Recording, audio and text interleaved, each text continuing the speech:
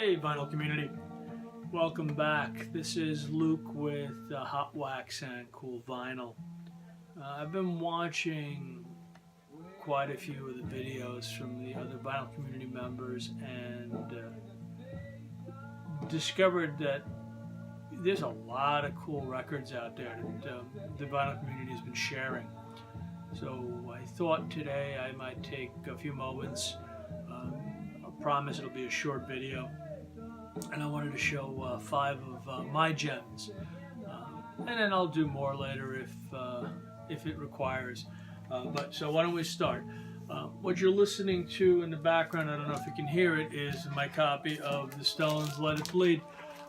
This is actually a Decca UK press.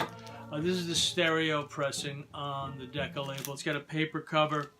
And one of the cool things about this particular cover, if you look in the back, it had a square box, and it told you if it was a blue label, it was stereo, red label, it was mono.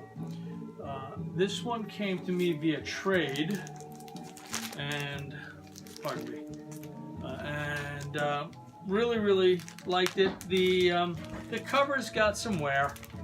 As you can see, or hopefully you can see, it's got a little bit of ring wear, but it's a paper cover that's laminated, and the vinyl is scuffed, but doesn't really affect play, and it was just a great find.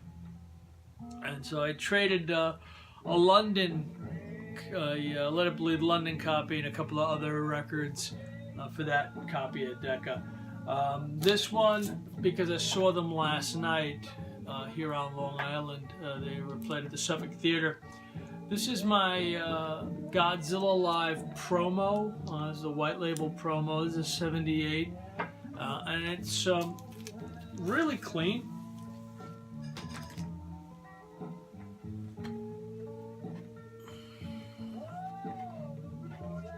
And the cover is equally as clean. I thought it was pretty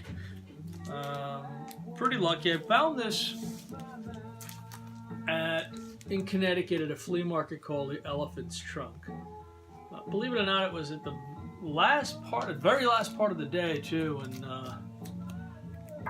the guy just wanted to get rid of some records, and so I asked him how much he was asking for this thing, and he was like $2, and I don't think I got $2 out of my wallet faster in my life than when he told me $2 for this one. That was a good little find. Next up, the first of 2 of my AC/DC intros. This is the 75 Aussie press on Alphabet Records. This is not, it's an early repress, it's not the early press. There is no kangaroo on the label, as you can see, but it is an early press. It's got the blue and gold Albert Production label. Really very strong copy. Plays exceptionally well. The cover's really nice as well. Good color, nice overall. Nothing wrong with the cover. Sorry about that, guys. Momentary lapse of intellect. The second of the AC/DCs, this is the Let There Be Rock. Again, this is an Albert Productions, early repress. Again, early I hate these inner sleeves. There we go.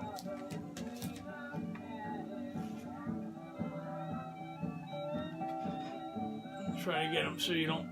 Yeah, there you go. A little less glare on them. This is the gatefold cover. Again, it's an early repress. It's not the first press. But, cool little fun fact about this one for those of you who don't know. Most of you probably do anyway.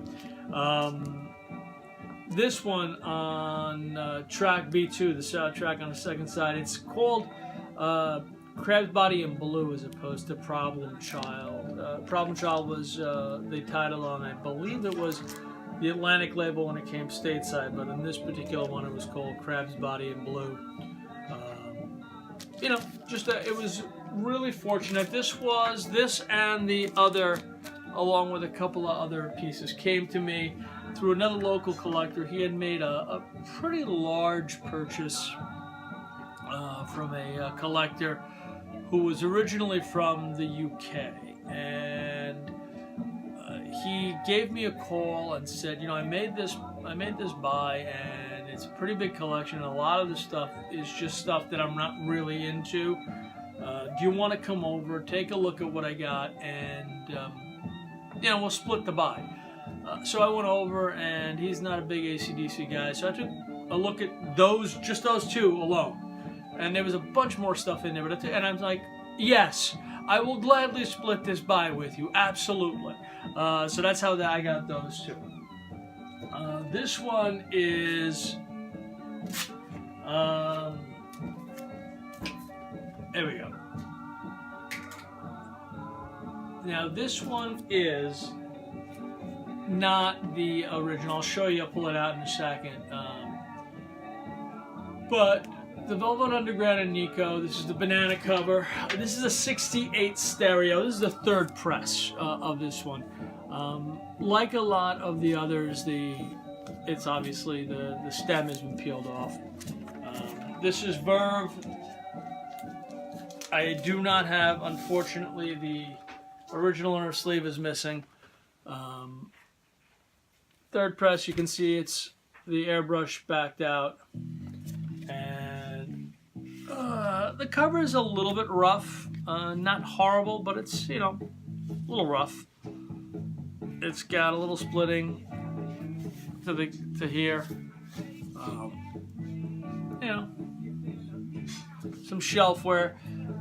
But the fact that the banana is by and large completely intact, although you can see here where it was reattached to the record at one point. You know, they took it off and reattached it. But the spine is pretty tight, and even though it looks like, it looks like somebody was hungry and just started nibbling right there. But the cool thing about this one, it's on the Verve. Now, Emerson is airbrushed out in the back, and for those of you who don't know it, I think almost everybody knows the story, but just in case you don't know the story of the airbrush, apparently there was an overimposed. You could go online, go to Discogs, and take a look at the first pressing. In the background here, right above Lou Reed's head was an actor. I don't forget his first name. I think his last name was Herman. But apparently, what happened was they had his image superimposed over Lou Reed, and what happened was he had gotten into some legal trouble, and he had demanded Verve pay him royalties for the use of his image. Verve promptly declined, and bought back as many of the albums as they could, and the second pressing came out with a black dot over it, and the third pressing, which is what this is, actually airbrushed the whole thing out. The record itself plays through. It's got some scuffing, but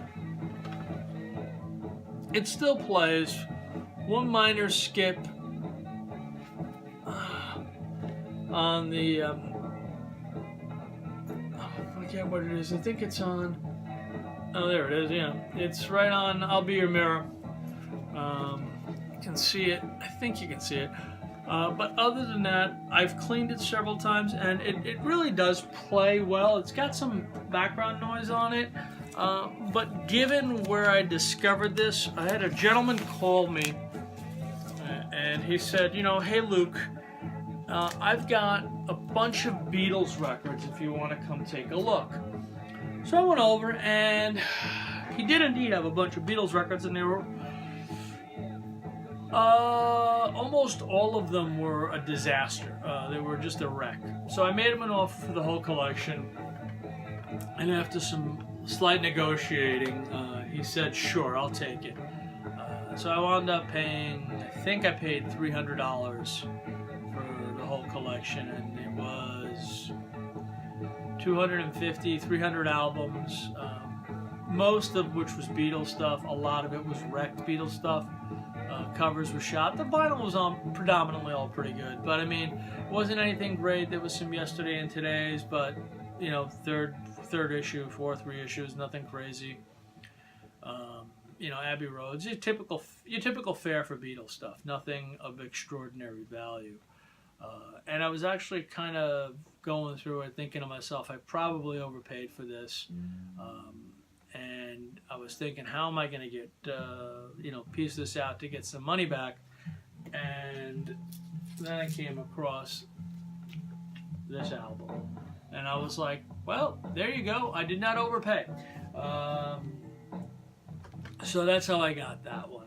I guess if you broke it down by record, I think I paid $1 for it. So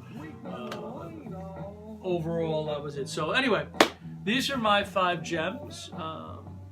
I'll do another 5 or a few more in the weeks to come. But you know, I was inspired to do this by a couple of the guys who I follow on YouTube. Gavin showed me a couple of recent buys of his, and that was really cool stuff. And I thought, you know what, I have some that I'd like to share as well. So hopefully you enjoyed it. Leave me a comment. Don't forget to subscribe if you like what you saw. Take a look at my other videos and see if you like those, and let me know what your thoughts are. All right, have a wonderful day, guys. Hopefully I will make another video in the next few days, and we can go from there. All right, take care.